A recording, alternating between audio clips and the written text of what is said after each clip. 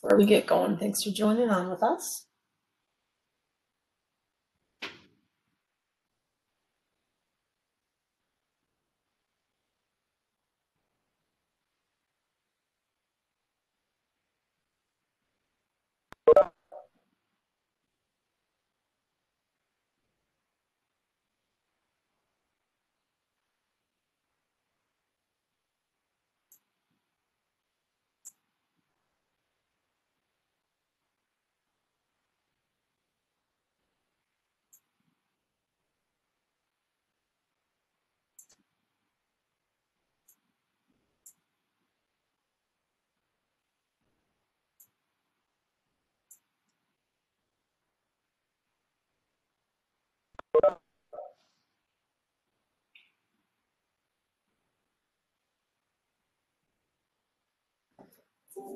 All right, well, it is 2 o'clock, so I'm going to go ahead and get started. To say good afternoon to everyone, of course, and thanks so much for joining on. We've got a pretty small group here, which is great. That means hopefully if you guys have questions, we'll be able to just really focus on them, and hopefully that will be a helpful thing for you all. So a couple of housekeeping things since we are recording this. Something I should always mention that we'll be recording this and getting it up on our Campus Central and all the pages within with the different groups. So you can review this as needed later on. And since it's going to be recorded and posted, we'll go through the PowerPoint and such. But again, with a small group, we might have some extra time for questions specific to you all. So we'll want to get to that right away. My name is Melissa Parrish. I'm one of the compliance supervisors here at the state of Minnesota and in our CRT unit. And this is probably a repeat for all of you, but just to be sure, I know you all are used to having Angie and Drayson leading these answer hours and being a main contact for so many things with campus in general. So if you hadn't heard yet, Angie is no longer with DLI. She's moved on to a new opportunity. We're really grateful for all the hard work and all the effort she put in for so long. We're definitely going to miss her. We're grateful and thankful that she was here. But she's no longer with DLI, so we want to make sure everyone is at least aware of that. So you'll likely be seeing myself or hearing myself, John, Brad, other people like that come on a little bit more often since Angie's no longer going to be doing the answer hours. So I was also going to quickly note that our vendor, CapTech, while they're still around, their initial contract period, like their big, intense contract period after go live here, was winding down. And so we have a little less involvement with them. They're certainly still here, but we're also, of course, DLI and our own IT team are hard at work with campus and working with you all. So the other normal things here are just, and I see we already have a question in the chat, which is great. You guys, I'm sure, are really used to this by now, but you can certainly unmute yourself if needed to ask a question if it's really complicated or it just needs to be said. That is totally fine with me. You can do that as needed, but also put your questions in the chat and we'll capture, either way, try and capture these so we can communicate them as needed and frequently ask questions and things like that. So I am going to quick run through the PowerPoint and then come right back to the chat window. So I know you've got one in there and I'll come back to it in a moment here. But we are going to quickly go over just a couple of the release updates since the last answer hour was way back the week of February 4th. We have just a couple of campus known issues that I've highlighted on the screen here. There are certainly other issues, especially specific to eForms that you guys are filing, and some of them can be more widespread, but other issues can be kind of specific. And so I tried to highlight just a couple of the larger issues, and then we can dig into some other smaller issues with your questions and answers. I'll mention upcoming answer hour sessions, and then of course have the Q&A. So if you were on the earlier EBI answer hour, a lot of this will be a repeat, so I'll go through it fairly quickly, but definitely stop for questions if you need to get more information on it.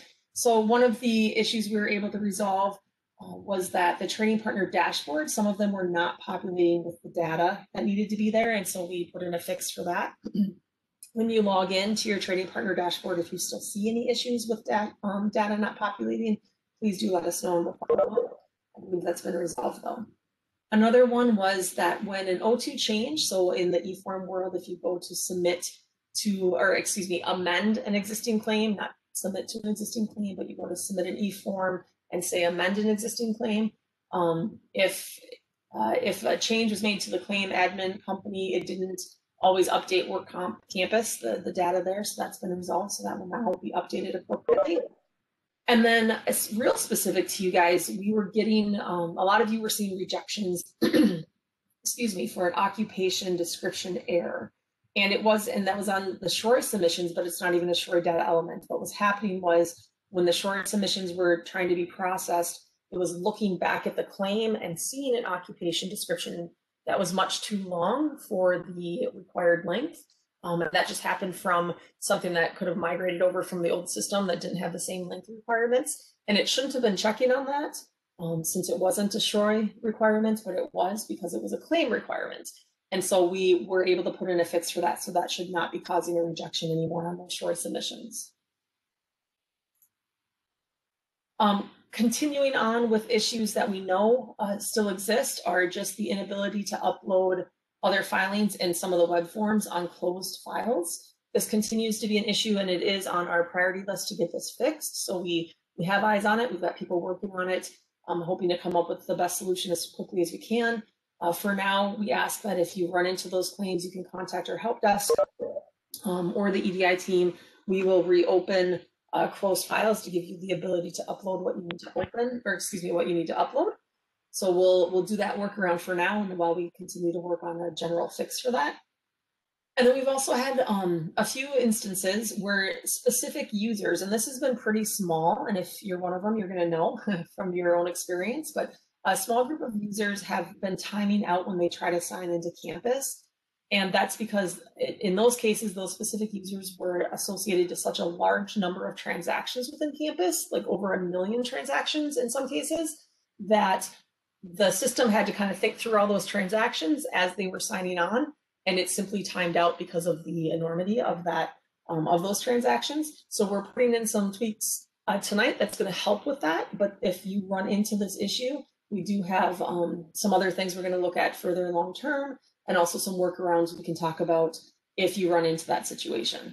So do let us know on contact the help desk if you're getting a timeout when you're trying to sign into campus, especially after tonight. Like I say, if it happens this afternoon, if you're able to wait until tomorrow and try again, great, because there should be some fixes coming in tonight.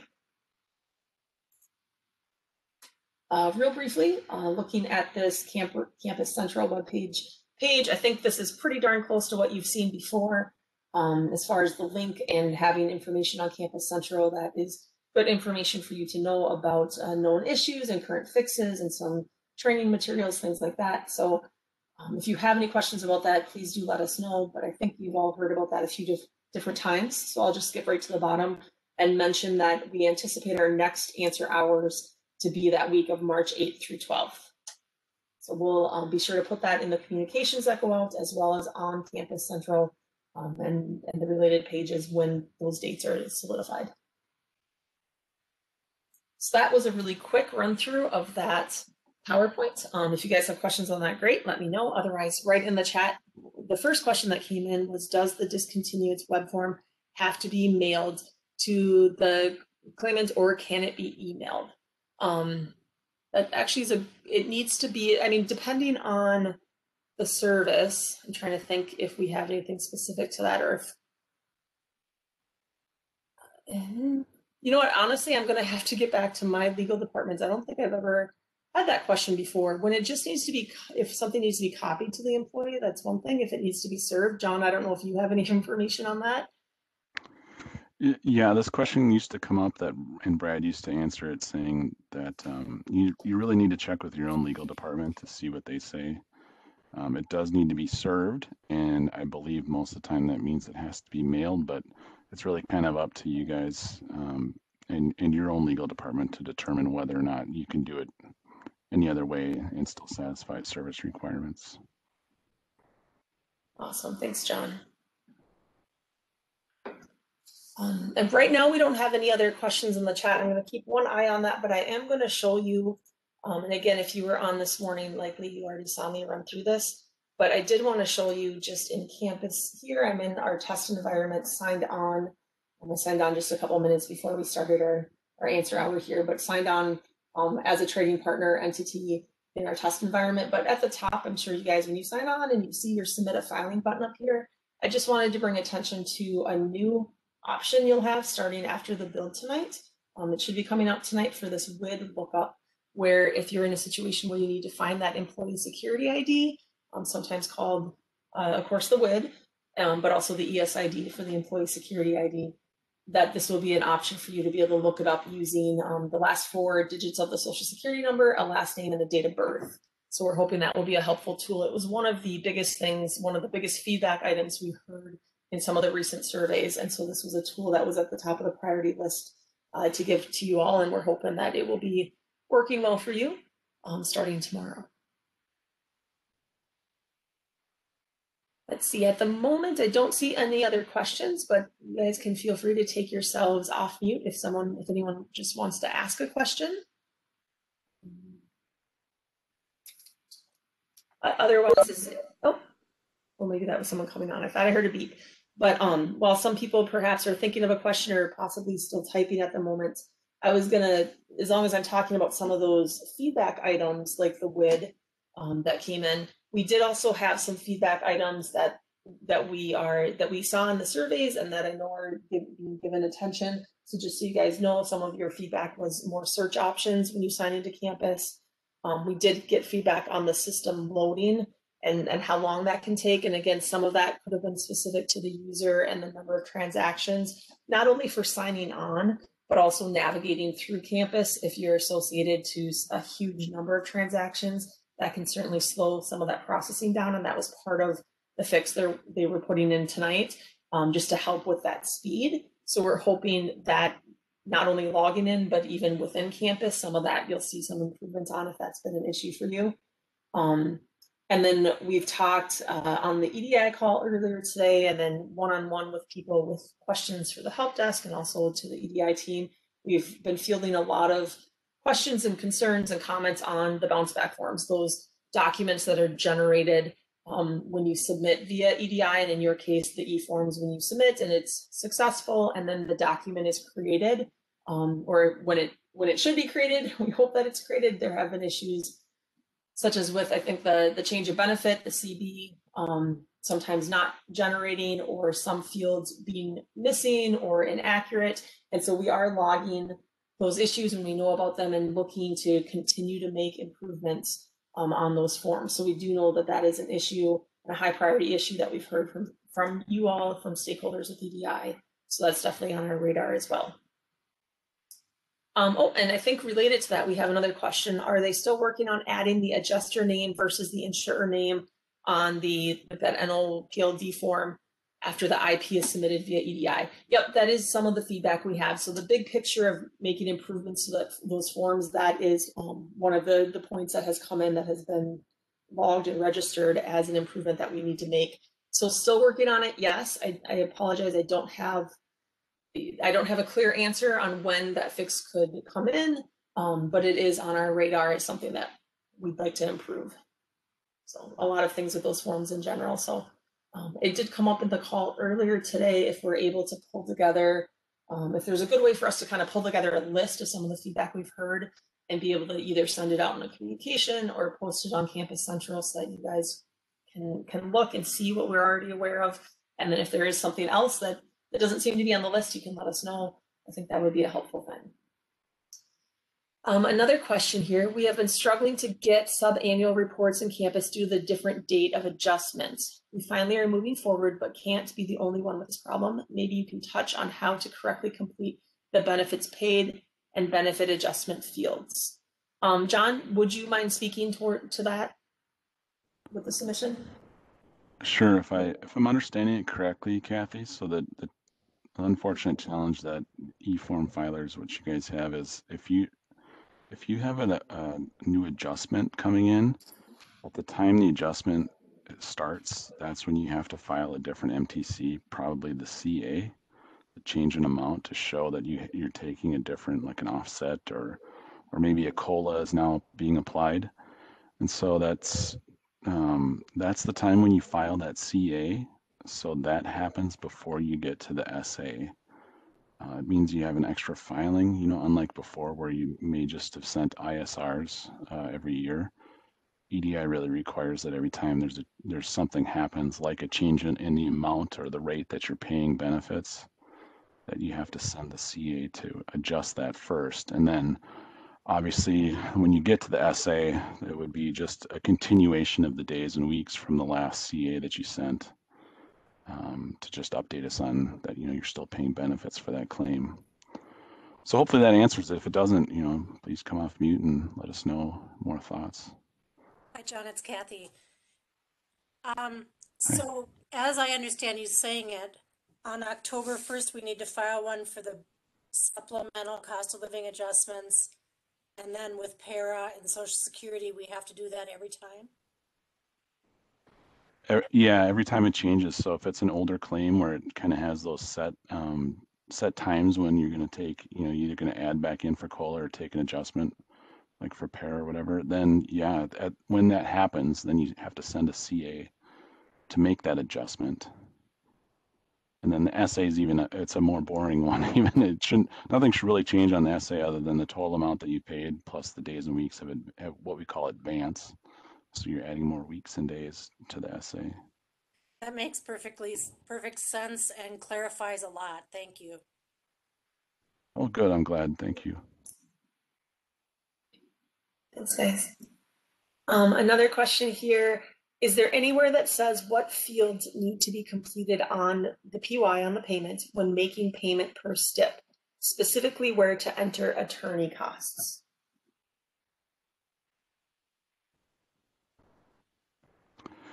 Yeah, maybe I'll try and answer this, Linda. That's something we probably do need to put out a little better clarification, exactly how to do that. But so if you're trying to submit a PY, the important thing to note is that you're going to have the benefits. Those are always, like I call them, the anchor to the claim. Whatever you always report the benefits, they tend to always grow, and they're always there. But with the PY, what's important about that is you're also adding payment segments. And so if, let's say you're paying, so you're paying a stip and it's all temp total, you may be adding a benefit type of 550 to say that I'm paying a lump sum of temp total. But then if you're taking contingent attorney fees, and paying them to the attorney, you may have two different payment segments for that one benefit type. One is the payment segment that makes the employee the payee, and the other one is a payment segment that makes the employee's attorney the payee. So that, like, let's say if it's a $10,000 amount that you're paying for that total for the benefit, that you'll show $10,000 in the benefit segment. But then if it's split half and half goes to the attorney, half goes to the employee, then you'd have two payment segments. One is 5,000 with the payee as the employee, and 5,000 as the payee to the employee's attorney. So hopefully that answers it. If anyone has more thoughts or questions about that, please, come off mute and let us know.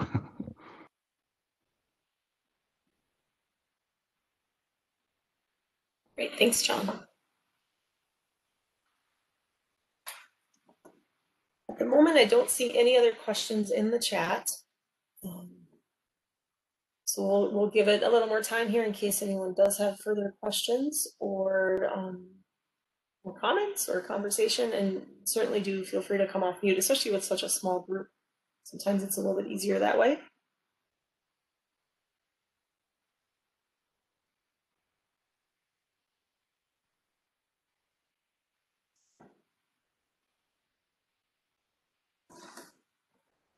In the meantime, we don't have any other further updates scheduled to give at this answer hour, and so I'm happy. I know our DLI staff here, we're happy to stay on.